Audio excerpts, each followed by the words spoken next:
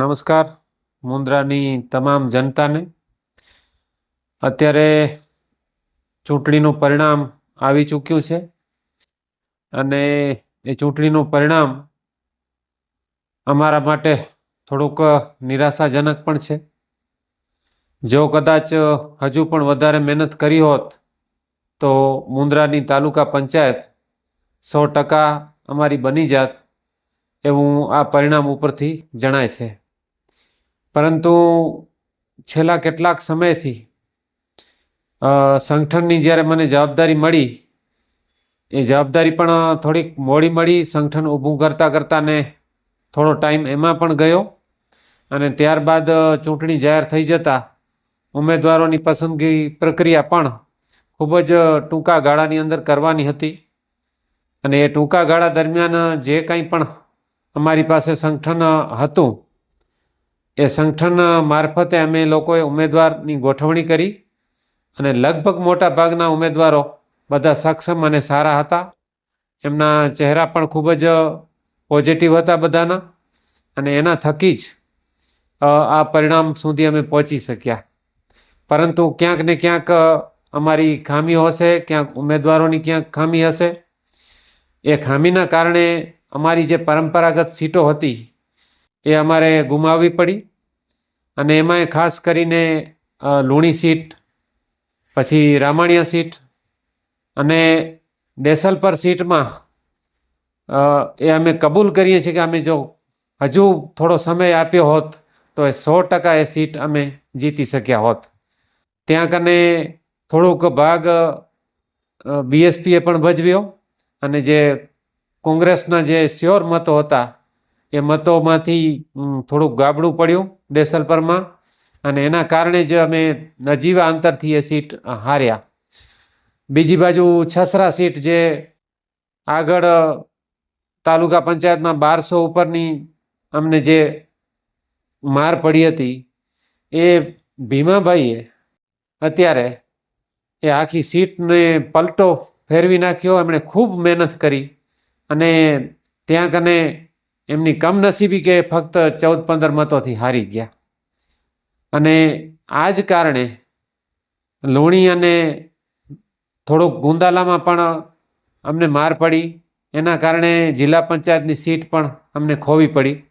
નહીંતર તાલુકા પંચાયત પણ બની જાત અને 3 જિલ્લા પંચાયત પણ 100% આવી જાત એવી પોઝિશન હતી અત્યારે.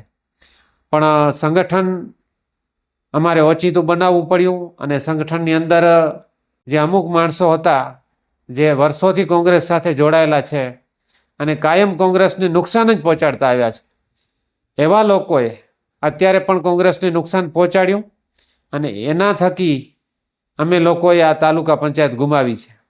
આવા લોકોને ઉપરથી પણ આદેશ છે, અહીંયાના સ્થાનિક લોકો અને ઉમેદવારો પણ એમનાથી નારાજ છે અને ટૂંક જ સમયમાં પક્ષ વિરોધી પ્રવૃત્તિ કરવા બદલ એમને સસ્પેન્ડ કરવામાં આવશે એ મુન્દ્રાની તમામ જનતાને અમે ખાતરી આપીએ છીએ.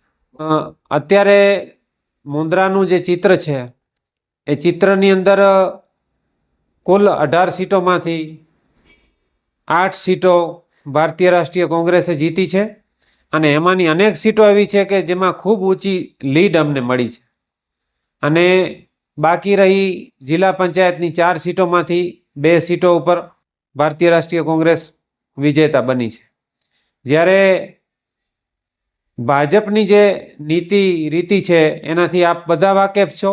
એ તોડફોડનું જ કાયમ રાજકારણ કરતી આવી છે અને એના જ અનુસંધાને એમણે ઉમેદવારોને લોભ લાલચ આપી દબાવી એકાદી સિમ્બોલ અમારો ગુમાવવો પડ્યો અમને. પરંતુ તેમ છતાં પણ પૂર્વ તૈયારીના ભાગરૂપે એ સીટ એમને બિનહરીફ થવા નથી દીધી અને ત્યાં પણ અમે ફાઇટ આપી છે મોટા કપાયામાં પણ. આ રીતે મતદારોનો પણ હું ખૂબ હૃદયપૂર્વક આભાર માનીશ કે એમણે અમને ક્યાં પહોંચ્યા ક્યાંય ન પહોંચ્યા, ક્યાંય સંગઠન અમારું પહોંચ્યું, ક્યાંય ઉમેદવારો અમારા ન પહોંચી શક્યા હોય એવી પરિસ્થિતિની વચ્ચે પણ એમણે જે રીતે કોંગ્રેસ પ્રત્યે એક ભાવ રાખ્યો, અમારા પ્રત્યે એક વિશ્વાસ દર્શાવ્યો અને મુન્દ્રાની અંદર એક મજબૂત વિપક્ષ તરીકે અમને જે રીતે બેસાડ્યા છે એનું ઋણ અમે ક્યારે પણ ભૂલી શકીશું નહીં, અને પ્રજાને એ ચોક્કસથી વાકેફ કરાવીશું કે મજબૂત વિપક્ષ હોય, જો અમારા હાથમાં પણ અમુક સીટો આવેલી હોય તો તમારા કામ કેટલા સરળતાથી અને કેટલા મજબૂતાઈથી ભ્રષ્ટાચાર વગર થઈ શકે છે એનું ઉદાહરણ આવતા 5 વર્ષમાં બોલ્યા કરતાં અમે પૂરું પાડીશું એવું વચન આપીએ છીએ.